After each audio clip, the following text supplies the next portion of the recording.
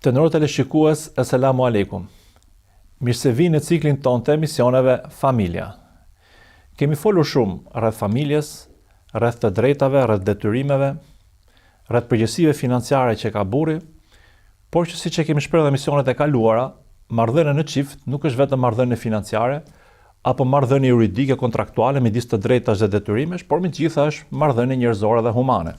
Nisur nga kjo, sot kemi dedikuar një emision në mënyrë që të trajtojmë se cilat janë ato pikat më problematike, por nga ana tjetër janë dhe zgjidhja pra e problemeve në çift.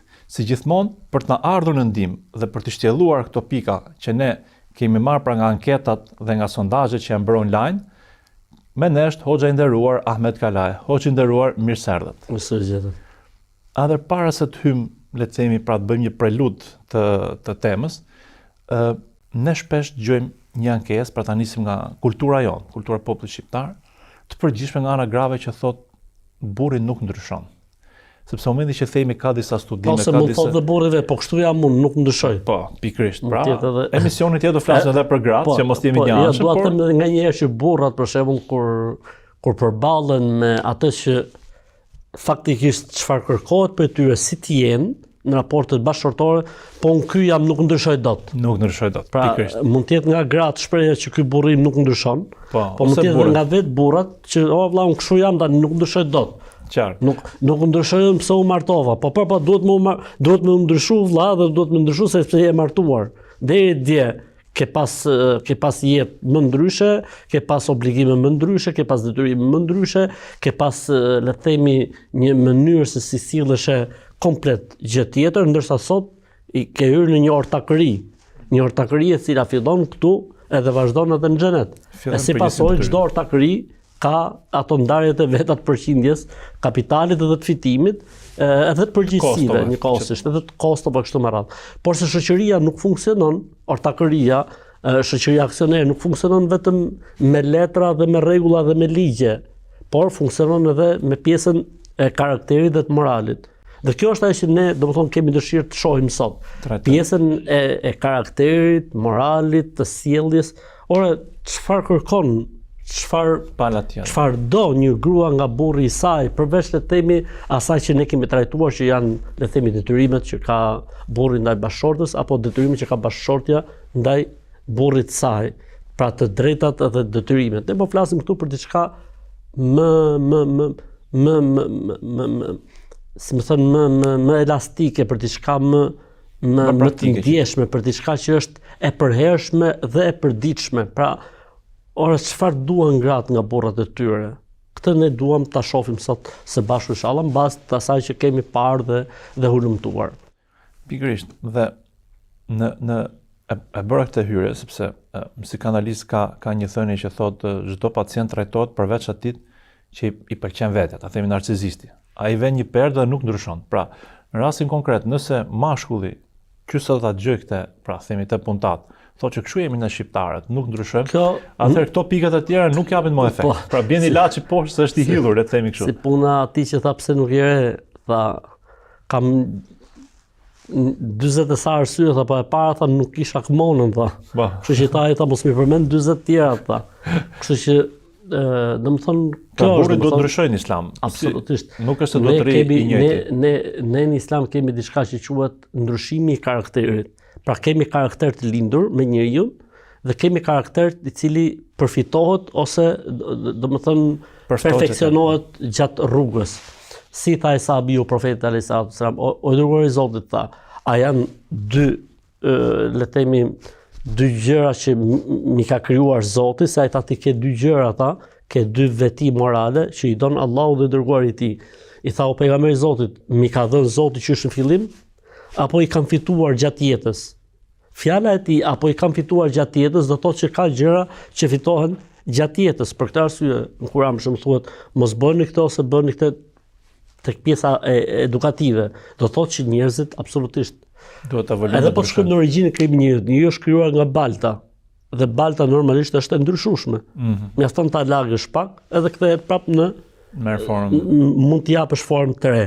Por derisa ta kthesh tek balta ka nevojë për mundë dhe për djersë. Pra edhe njeriu, domethënë, nuk mund ndryshoj përveç se nëse ka një karakter të fortë që ja dikton vetes ndryshimin, ka njerëz që ja vën detyrë vetes edhe e gjen nga sot nesër ka ndryshuar. Ose besimi i fortë. Besimi i fortë është zbutësi më i mirë dhe kanalizuesi më i mirë. Pra nëse njëri ka besimin e fortë dhe gjon emisionin sot, edhe thot prit valla se feja na mësoka që të jem kështu me gruan time, ai me shpresën e Zotit do të jetë i tillë. Ishte interesante, këto ditë hasa një hadith ku profeti alayhis salam kishte hequr dorë pra nga konsumimi i mjaltit, se fillimi thoshte që i donte ëmbëlsirat profeti Muhammed alayhis salam, pse kishte xhelozuar Aishën, dhe biles ishte betuar që nuk ta konsumonte më.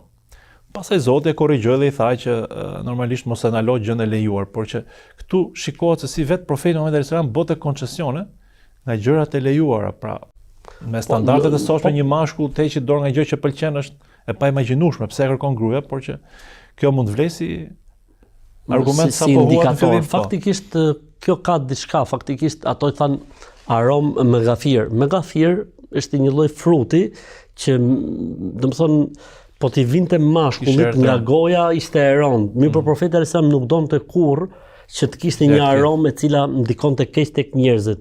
Pra nuk ishte thjesht pse s'deshje Aisha me Hafsën, apo me një nën tjetër besimtarëve. Me Saudan ka qenë. Me Saudan, por ideja ishte që meraku se po i vjen aroma e keqe, po edhe e pa që reagimi ishte i tillë.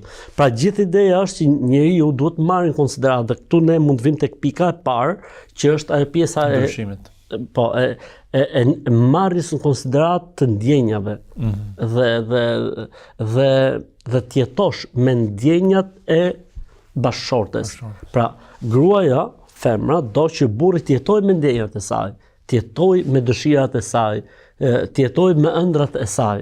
Pra mos të jetë njëri i ftohtë dhe akull që nuk i intereson çfarë asaj i pëlqen, çfarë asaj i bën përshtypje, çfarë don ajo për shembull, le të themi prej parfumeve, çfarë don ajo nga jeta, çfarë don ajo, çfarë pret ajo, për shembull se mënyra se si duhet ta trajt. Pra pjesa, le të themi, e ndjenjave është aja. Për këtë arsye gjithmonë kur trajtohet kjo temë është thot pjesa e ndjeshmërisë, e ndjenjave. Pra gruaja, siç e ka krijuar i Madhi Zot, pra ka krijuar ta tillë që është shumë, le të themi, tek pjesa emocionale. Dhe mashkulli këtë gjë duhet ta marrë në konsiderat. Ndërkohë që mashkulli ka natyrë, le të themi, më shumë si më thënë, matematike të gjërave, po femra është tek pjesa e shpirtërore, tek pjesa e ndjesive. Për këtë arsye në gjithë hulumtimet, po të lexosh, po studosh, gjithë përmendin këtë pjesë që i thon arabisht el-atife, pra ndjenja, pra ti duhet të jetosh me ndjenja, ti duhet durosh ndjenja, ti duhet, le të themi, të shprehësh ndjenja. Dhe ky është një problem tjetër mashkullor, le të themi, që nuk shprehen. Domethënë nuk i shprehin ndjenjat e tyre. Domethënë ai mund të sakrifikojë jetën për bashkëshorten e tij. Ai e sheh atë si gjën më të vyer, më të shtrenjtë të jetës. Mirë, po këto gjëra i man gjitha për brenda. Kam thënë një herë diku, ore, nxirre thesarin që ke brenda, sepse fjala, shprehja, pra e ndjenjave ndaj bashkëshortes është domethënë dhurimi i thesarit brenda teje. Pra ti ke ca thesare brenda që thjesht nuk e jep bashkëshortes tënde. Dhe kjo është mos shprehja e ndjesive. Ndërkohë që me që po flasim, domethënë, për jetën bashkëshortore, profeti alayhis salam kësaj pjese i ka kushtuar shumë rëndësi. Pra merrej shumë me pjesën ndjesore të bashkëshorteve të tij. Për shembull, pinte aty ku vendoste bashkëshortja e tij buzën. Pra, nëse ajo pinte në një enë, diçka, profeti alayhis salam e kthente ku kishte pirë ajo. Merrte në konsiderat, domethënë, ndjesinë. Pra, në momentin që kishte mërzitje, kishte diçka, nuk, domethënë, e linte situatën derisa të qetësohej, pra nuk ishte ngacmuesi situatës. Pra, e merrte në konsiderat gjendjen shpirtërore të partneres, të bashkëshortes tij. Pra, kjo është një gjë që ne duhet të kushtojmë rëndësi. Ne meshkujt duhet të kushtojmë rëndësi, sepse këtu femra thot po më vlerëson. Dhe domethënë mungesa e kësaj gjë nga ana jon do të gjejmë zagar sa të dush rrugëve apo në përpunër atje që do t'ja dhurojnë. Qartë. Sepse, domethënë e kanë kuptuar se është një nga grepat, le të themi më tërheqës për femrën, të shprehësh asaj ndjenjat. Pra bëhet më ekspozuar. Ta marrësh në konsiderat ndjenjën e saj. Qartë. Në bazë të studimeve, nga cilësitë që le të themi femrat përqeshin kemishut përveç anës emocionale, që ne tham, që është shumë e rëndësishme. Që është shumë e rëndësishme, pikërisht shumë. Por e trajtuam, ishte e para qenit karakteri fort dhe i pavarur. Pra, jo siç thot populli, shkon nga të fryera. Sa duhet të jetë mashkull, le të themi, i pandikueshëm nga tjerët dhe të jetë konsultativ familje. Pra, jo e kundërta, që familje se gjon fare dhe vazhdon ndikohet shumë nga shoqëria, pra është një fenomen shumë i përhapur. Është e vërtetë kjo, domethënë burri, le të themi, është ai i cili, le të themi, kemi thënë në emisionet më herë që është shtylla e shtëpisë. Qartë. Dhe shtylla është shtyllë, nuk ndikohet nga fjalët, nuk ndikohet nga gjërat që i vinë, por mban qëndrimin e vet të pavarur. Pra, si më thonë, është stabil në parimet e tij, është stabil në raportet e tij familjare dhe nuk ka pse të bëj, le të themi, ndërhyrje ose le të themi, si tha, intervenim valësh. Interferim valësh. Interferon shoqëria ke. Valësh, domethënë, le të themi, i jep gjithë secilit pozicionin dhe hakun e vet, se në fund fare të gjithë anëtarët e familjes syt tek ai kanë. Qartë. Kështu që për ta thënë më popullore, nuk ndikohet nga ëma e tij për raportet e tij me bashkëshorten e tij, por nuk ndikohet nga gruaja e tij për raportet e tij me nënën e tij apo me babain e tij apo me njerëzit e tjerë. Pra ka personalitetin e vet, ka dinjitetin e vet. Balancat, ekuilibra, drejtësi, po, edhe pse në një moment caktuar kjo gjëja mund të jetë e pakëndshme për femrën, vjen një moment që ajo vetë e vlerëson. Qartë. Sepse kupton që ka të bëjë me një i cili është konsekuent në qëndrimet e tij, është i pavarur në qëndrimet e tij, edhe domethënë drejtësia është e dashur. E vërteta është e dashur, pavarësisht në momentet e caktuara mund shkaktoj, le të themi, dhimbje apo pakënaqësi, por në fund fare, domethënë njeriu ka atë subkonsciencën e tij që i bën analizën në fund fare dhe e kupton që është vepruar drejt. Pra kështu duhet të jetë mashkulli, kështu duhet të jetë burri. Pra nuk duhet të jetë që ndikohet, por duhet të mbajë qëndrimet e tij konstante. Qartë. Një tjetër, le të themi, element, por që ndoshta duken çuditshme, por që ishin, domethënë, mbas studimeve, mbas sondazheve, që vlerësohen shumë gratë. Ne folëm fillim të emisionit për pjesën ku burri nuk gjon gruan, por tani po flasim kur vetë burri nuk flet. Pra ishte qenit ekspresiv. Donin që mashkujt ishte ekspresiv me problemet që kishte.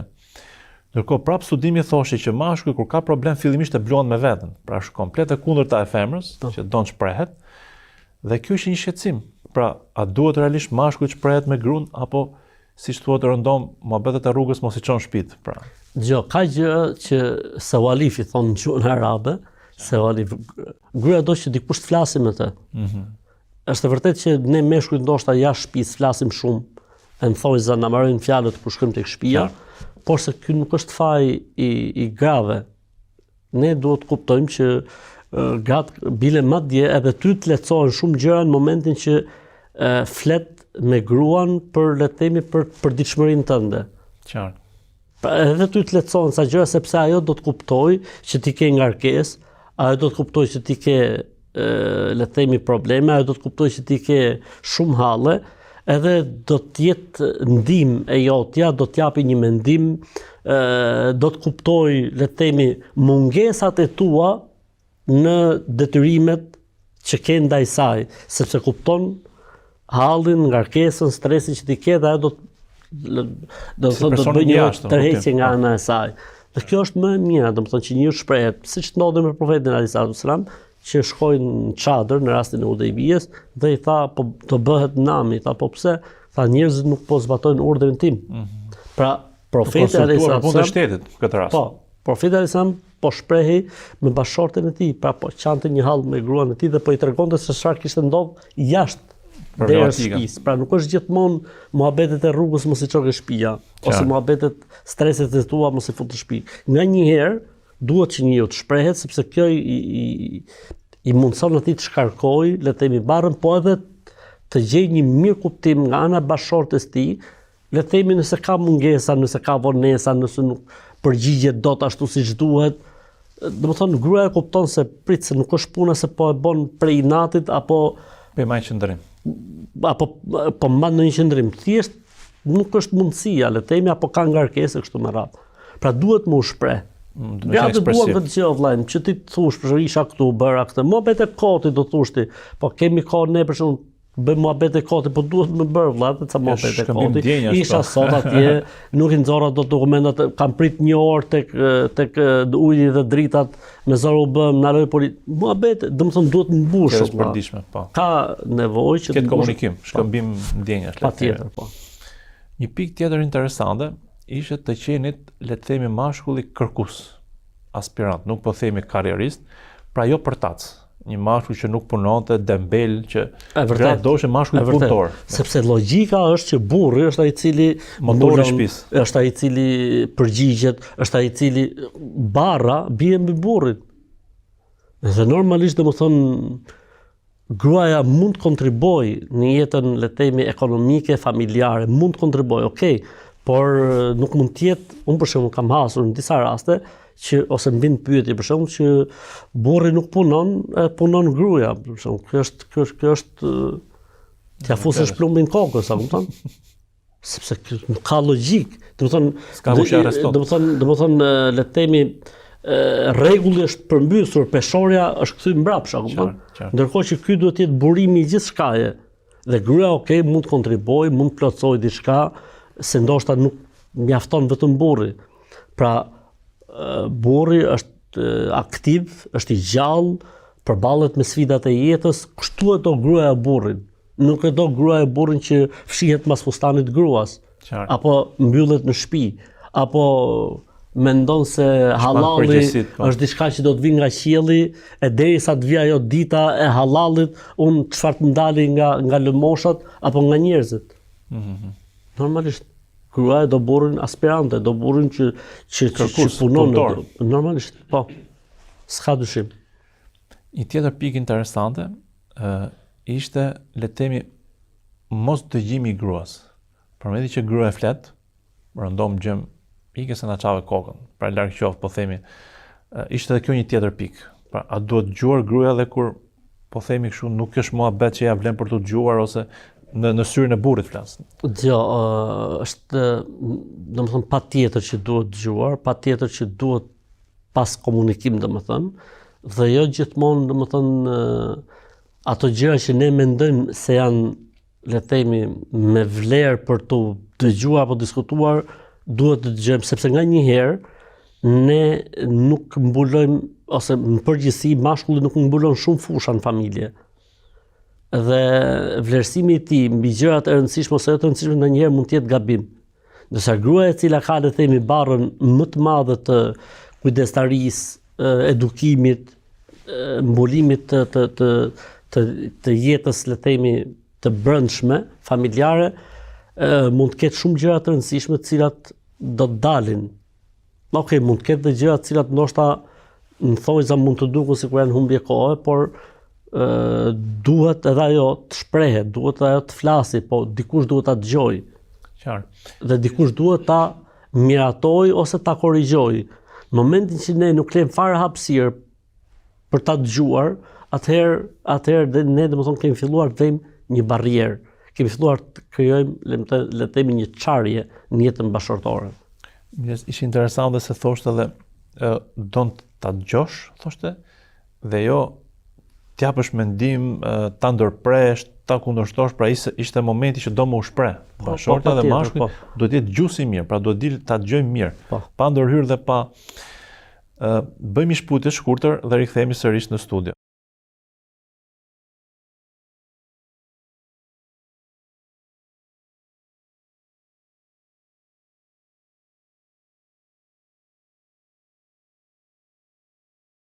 Atëherë, hoxhë nderuar, një tjetër pikë pra që ishte ndoshta çuditshme në shtyrën e mashkullit, por prandaj dhe janë dhe natyra që plotësojnë njëra tjetrën, nuk e zëvendësojnë njëra tjetrën, që t'jenë luftë, por plotësojnë njëra tjetrën. Ky është një koncept që le të themi do ta kemë parasysh çiftet. Ishte edhe të qenurit, le të themi, karizmatik, i paraqitshëm, i mbajtur, në një term që t'ja përshtasim shqip, mos tjetë pra i pa e kurosur, i pa lar, të vjerë, të keqe. Shkurt mohabetit do ta mbaj burri veten. Vërtet. Sa gjën pesh kjo. Pra, domethënë syt e femrës muslimane, syt e një gruaje të mirë, janë tek burri i saj. Dhe në momentin që burri, le të themi, nuk e mban veten, në momentin që burri nuk i kushton rëndësi vetes tij, normale që kjo do të shkaktoj goditje tek ndjesitë dhe tek ndjenjat e një femre. Për këtë arsye, domethënë, është kushtuar rëndësi shumë kësaj pjese. Profeti alayhis salam domethënë ka qenë shembulli më i lartë le të themi i paraqitjes mirë, i kujdesit për higjienën, i kujdesit mbi mënyrën se si vishej, mënyrën se si paraqitej, domethënë, edhe brenda familjes, pra jo vetëm jashtë, po edhe brenda familjes. Dhe kjo është e njëjta gjë që domethënë duhet funksionojë tek gjithë. Pra nuk është diçka që është një zbulim i ri, po është diçka që funksionon tek mendja e çdo kujt. Pra është normale që burri të jetë tërheqës vëlla. Por gruaja vetëm me pjesën që gruaja duhet të ishte tërheqëse dhe mbajshme në shtëpi. Edhe pjesa tjetër, edhe burri duhet të jetë tërheqës.